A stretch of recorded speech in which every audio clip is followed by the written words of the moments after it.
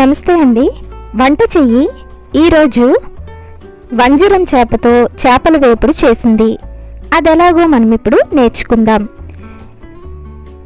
ఇందుకోసం ఒక బౌల్ తీసుకుని 1 టేబుల్ స్పూన్ అల్లం వెల్లుల్లి పేస్ట్, 1/2 టీ స్పూన్ పసుపు, రుచికి సరిపడా ఉప్పు, 1/2 టేబుల్ స్పూన్ కారం, 1/2 టేబుల్ స్పూన్ వేయించిన జీలకర్ర పొడి, 1/2 tablespoon Kashmiri red chilli powder లేదా చిటికెడు రెడ్ ఫుడ్ కలర్ వేసుకోవాలి.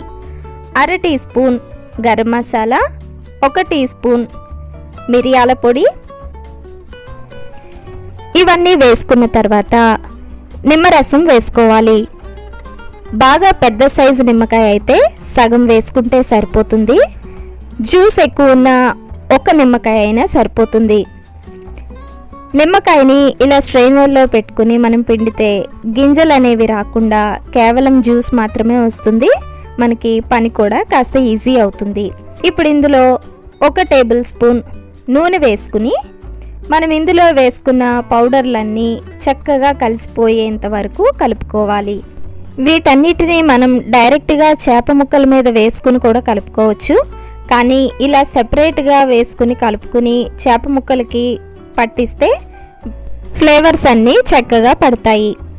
ఇప్పుడు ఇలా కలుపుకున్న ఈ మసాలా ముద్ద కాస్త గట్టిగా అనిపిస్తుంది కదా, ఇందులో 1 టీ స్పూన్ నీళ్లు వేసుకుని కాస్త పలుచగా చేసుకుంటే చేప ముక్కల మీద ఈజీగా అప్లై చేసుకోవచ్చు.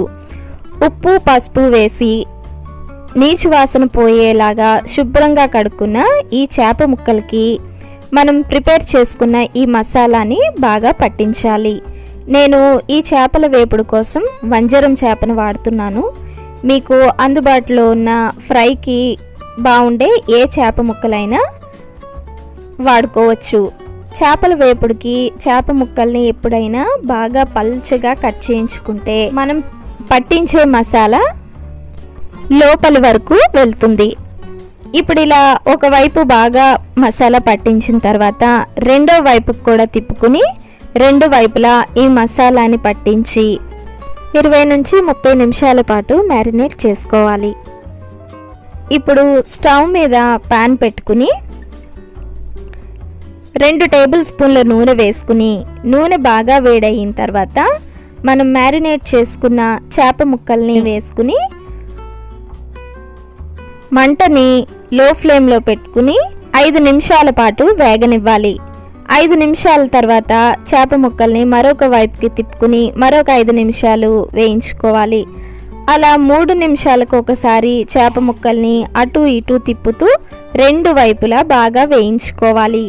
చేపల వేపుడికి కొంచెం నూనె ఎక్కువ పడుతుంది.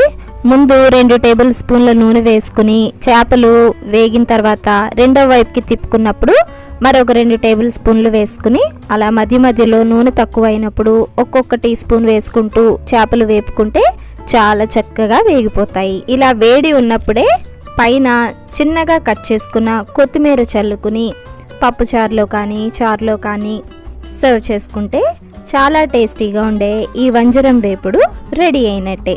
చాలా ఈజీగా చేసుకోగలిగే ఈ చేపల వేపుడిని మీరు కూడా ఒకసారి ట్రై చేసి మీకు ఎలా కుదిరిందో కామెంట్ సెక్షన్లో తప్పకుండా నాకు తెలియచేయండి. నా ఛానల్ కనుక మీకు నచ్చితే లైక్ చేయండి, షేర్ చేయండి, సబ్స్క్రైబ్ చేయండి. నమస్కారం.